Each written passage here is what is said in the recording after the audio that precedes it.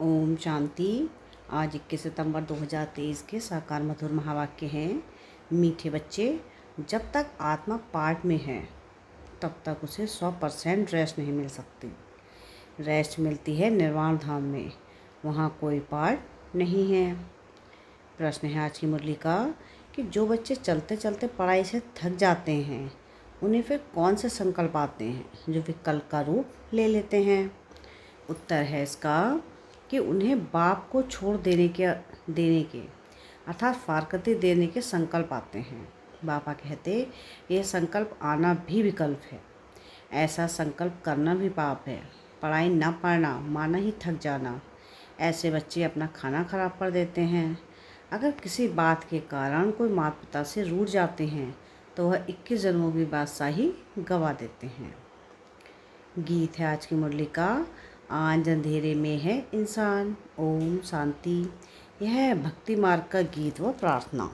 किसके पास प्रार्थना करते हैं? भगवान के पास। परंतु घोर अंधेरे में होने के कारण भगवान को जानते ही नहीं, तो अब सुने कौन?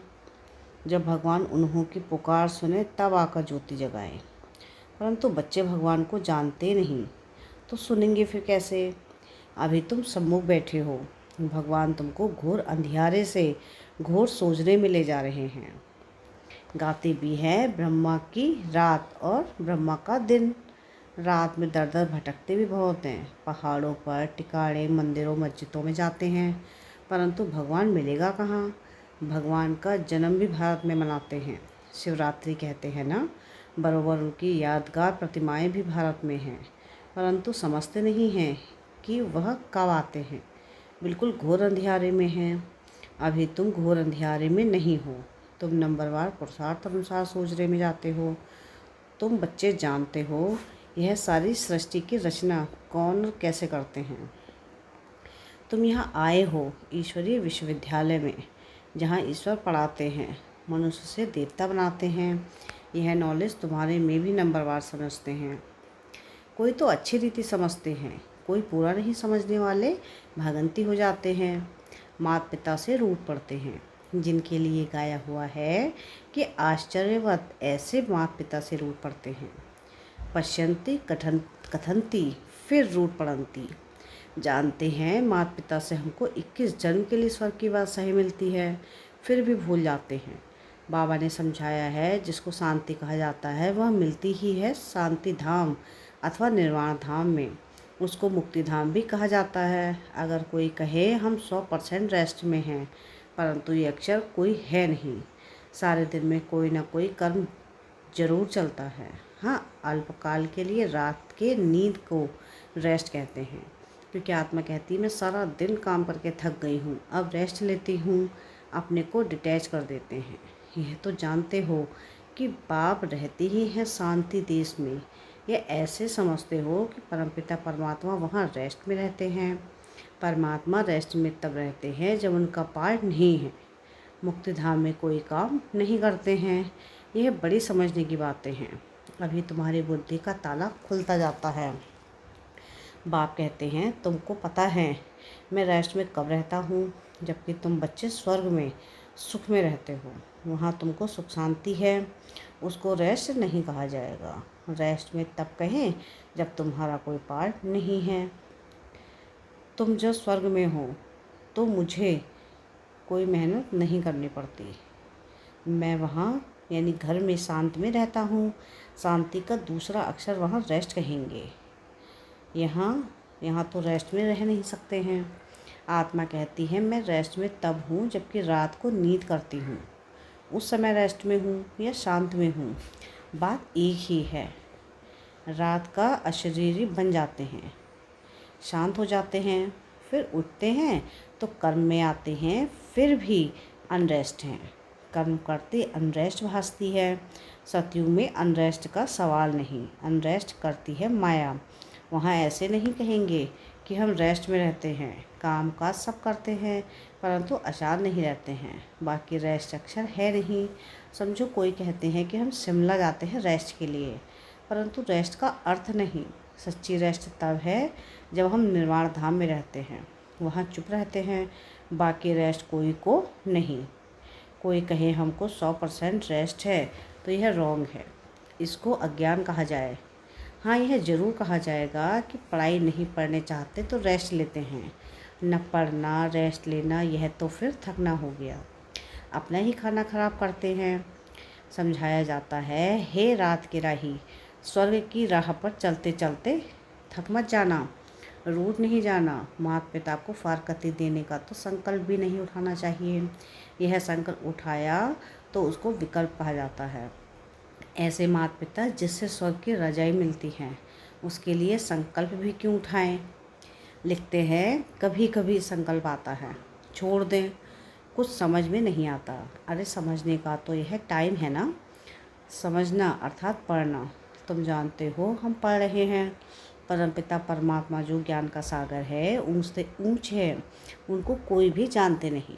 भले ब्रह्मा विष्णु शंकर अथवा लक्ष्मी नारायण को जानते हैं, परंतु भारतवासियों को यह पता नहीं कि लक्ष्मी नारायण ने राज्य कब लिया और किसने दिया। माया ने बिल्कुल ही घोर अंधियारे में डाल दिया है।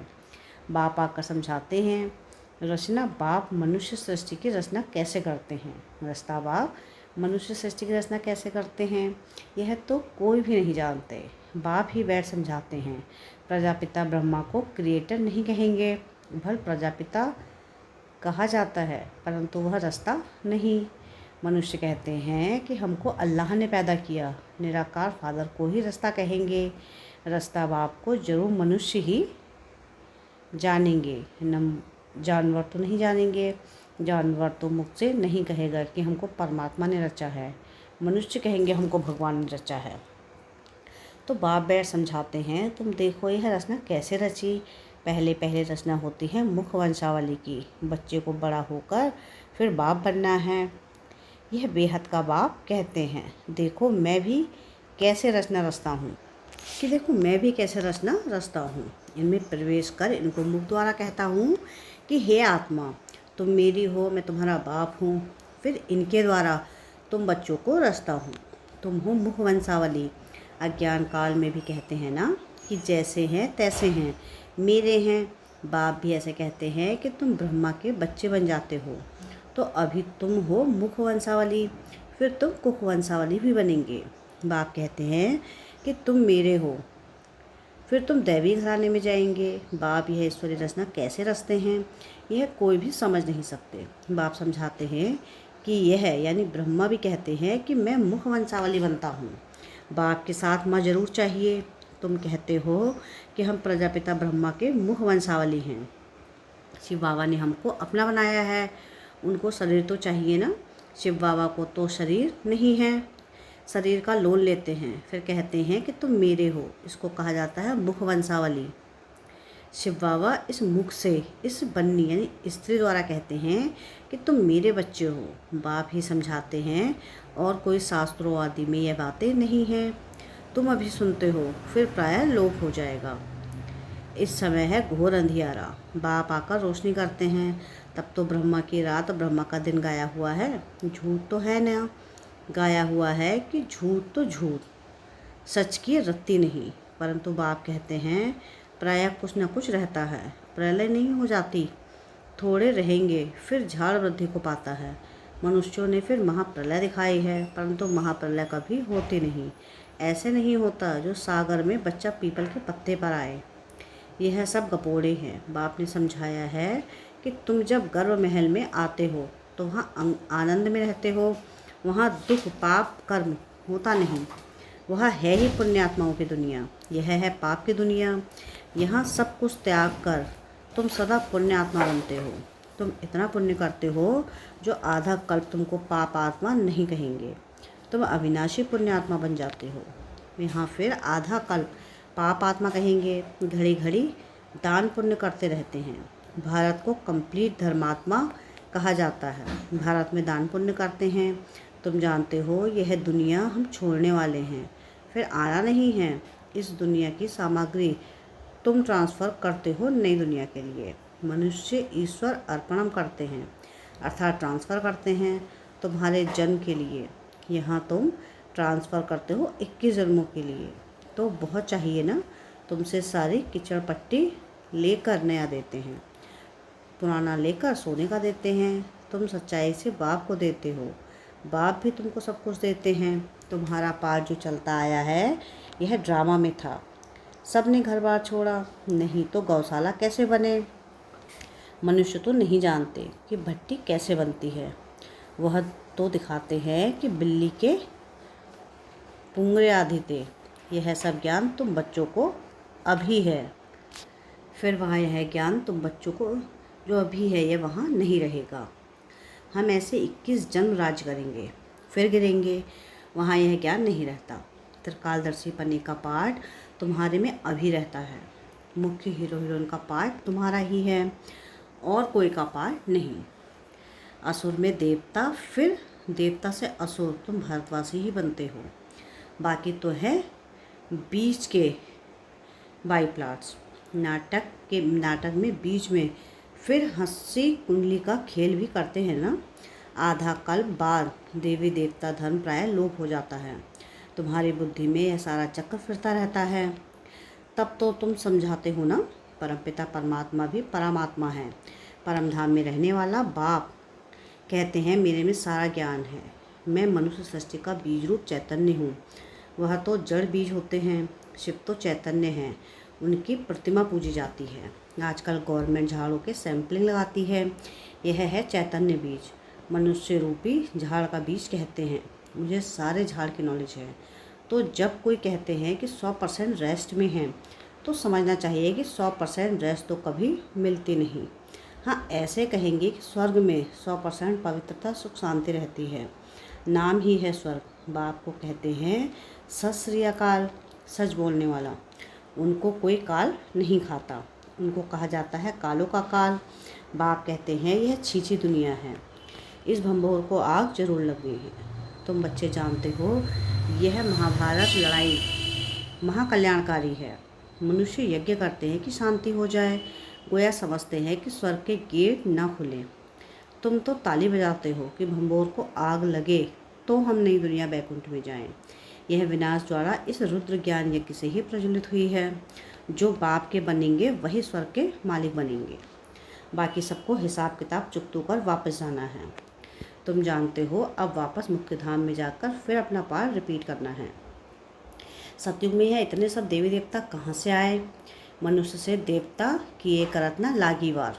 तुमको कौड़ी से हीरे जैसा पति से पावन बनाते हैं। जितना जो नॉलेज धारण करेंगे उतना पद पाएंगे। राजधानी स्थापन हो रही है।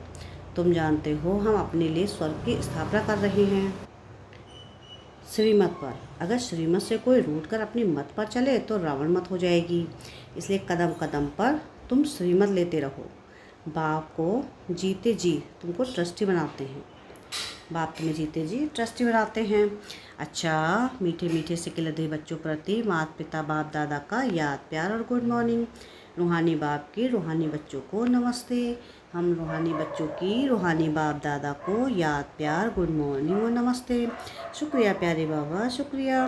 धारणा के लिए मुख्य सार है। सार की पहली पॉइंट कि कंप्लीट दानी बनना है। सच्चाई से सब बाप को अर्पण कर नई दुनिया के लिए ट्रांसफ़र कर देना है। सेकंड है कि जीते जी ट्रस्टी बनना है। कदम कदम पर बाप से श्रीमत लेनी है। कभी भी श्रीमत से रूठ मनमत पर नहीं चलना है। वरदान है आज की मुरली का कि कंबाइंड रूपधारी बन, सेवा में खुदाई जादू का अनुभव करने वाले खुदाई खिदमतगार भव। स्वयं को सिर्फ सेवाधारी नहीं लेकिन ईश्वरीय सेवाधारी समझकर सेवा करो। इस स्मृति से याद और सेवा स्वतः कंबाइंड हो जाएगी। जब खुदा को खिदमत से जुदा कर देते हो तो अकेले होने के कारण सफलता की मंजिल दूर दिखाई देती है। इसलिए सिर्फ खिदमतगार नहीं लेकिन खुदाई खिदमतगार हूँ, यह नाम सदा याद रहे तो सेवा में स्वतः जादू भर जाएगा और असंभव भी संभव हो जाएगा। स्लोगन है आज की मुरली का कि कर्मयोगी बनना है तो कमल आसनधारी यानी न्यारे और प्यारे बनो। क्या है स्लोगन आज का कि कर्मयोगी बनना है तो कमल आसनधारी बन, न्यारे और प्यारे बनो। अच्छा, ओम शांति।